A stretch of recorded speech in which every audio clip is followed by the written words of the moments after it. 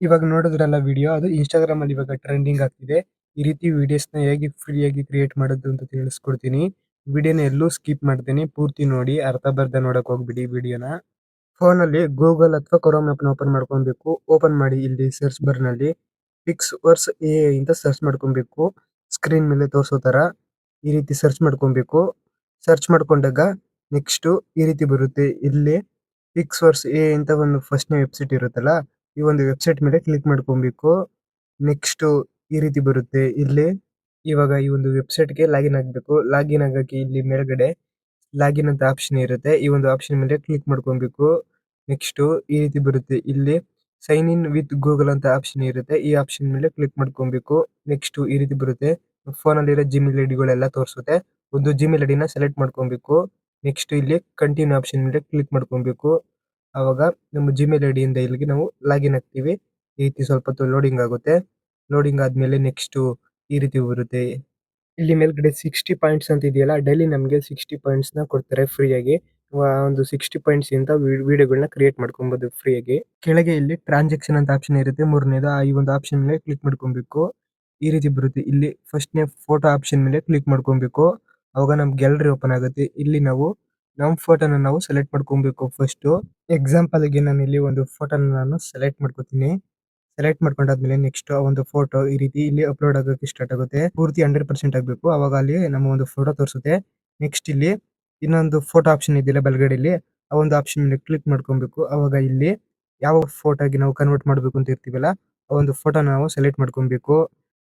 ಎಕ್ಸಾಂಪಲ್‌ಗೆ ನಾನು ಇಲ್ಲಿ ಒಂದು ಫೋಟೋನ ಸೆಲೆಕ್ಟ್ ಮಾಡ್ಕೊಂಡಿದ್ದೀನಿ. ಸೆಲೆಕ್ಟ್ ಮಾಡ್ಕೊಂಡಾದ್ಮೇಲೆ 2 ಫೋಟೋನು ಸಹ ಇಲ್ಲಿ ಅಪ್ಲೋಡ್ ಆಗಿದೆ ಇವಾಗ. ನೆಕ್ಸ್ಟ್ ಇಲ್ಲಿ ಕೆಳಗಡೆ ಟೈಮಿಂಗ್ಸ್‌ದು ಆಪ್ಷನ್ ಇದೆ. ಈ ಒಂದು ಆಪ್ಷನ್ ಮೇಲೆ ಕ್ಲಿಕ್ ಮಾಡಬೇಕು. ಇಲ್ಲಿ 5 ಸೆಕೆಂಡ್ ಬೇಕಾ ಅಥವಾ 8 ಸೆಕೆಂಡ್ ಬೇಕಾ ಅಂತ ಸೆಲೆಕ್ಟ್ ಮಾಡ್ಕೊಬೇಕು. ನಾನಿಲ್ಲಿ 8 ಸೆಕೆಂಡ್‌ನ ಸೆಲೆಕ್ಟ್ ಮಾಡ್ಕೊಂಡಿದ್ದೀನಿ. ನೆಕ್ಸ್ಟ್ ಇಲ್ಲಿ ಕ್ರಿಯೇಟ್ ಅಂತ ಆಪ್ಷನ್ ಇರುತ್ತೆ. ಈ ಒಂದು ಆಪ್ಷನ್ ಮೇಲೆ ಕ್ಲಿಕ್ ಮಾಡ್ಕೊಬೇಕು. ಆವಾಗ ಒಂದು ವಿಡಿಯೋ ಜನರೇಟ್ ಆಗೋಕ್ಕೆ ಸ್ಟಾರ್ಟ್ ಆಗುತ್ತೆ. ಇಲ್ಲಿ ನೋಡ್ತಾ ಇರ್ಬೋದು ಪರ್ಸೆಂಟೇಜ್ ಓಡ್ತಿದೆ ಇಲ್ಲಿ. ಅದೊಂದು ಪೂರ್ತಿ ಕಂಪ್ಲೀಟ್ ಆಗಬೇಕು 100%. ಅದಾದ್ಮೇಲೆ ಆ ಒಂದು ವಿಡಿಯೋ ಜನರೇಟ್ ಆಗುತ್ತೆ. ವಿಡಿಯೋ ಜನರೇಟ್ ಆಗೋವರೆಗೂ ಸ್ವಲ್ಪ ಹೊತ್ತು ವೆಯಿಟ್ ಮಾಡೋಣ. ವಿಡಿಯೋ ಜನರೇಟ್ ಆದ್ಮೇಲೆ ನೆಕ್ಸ್ಟು ಆ ಒಂದು ವಿಡಿಯೋ ಮೇಲೆ ಕ್ಲಿಕ್ ಮಾಡ್ಕೊಬೇಕು. ಸ್ವಲ್ಪ ಹೊತ್ತು ಲೋಡಿಂಗ್ ಆಗುತ್ತೆ. ಆವಾಗ ಆ ಒಂದು ವಿಡಿಯೋ ಪ್ಲೇ ಆಗುತ್ತೆ. ಯಾವ ರೀತಿ ಬಂದಿದೆ ಅಂತ ನಾವಿಲ್ಲಿ ಪ್ಲೇ ಮಾಡಿ ನೋಡ್ಬೋದು. ಈ ವೆಬ್ಸೈಟ್ ಅಲ್ಲಿ ಒಂದು ದಿನಕ್ಕೆ ಒಂದು ಜಿಮೇಲ್ ಐಡಿಯಿಂದ ಒಂದು ವಿಡಿಯೋನ ಫ್ರೀಯಾಗಿ ಕ್ರಿಯೇಟ್ ಮಾಡ್ಕೊಬಹುದು.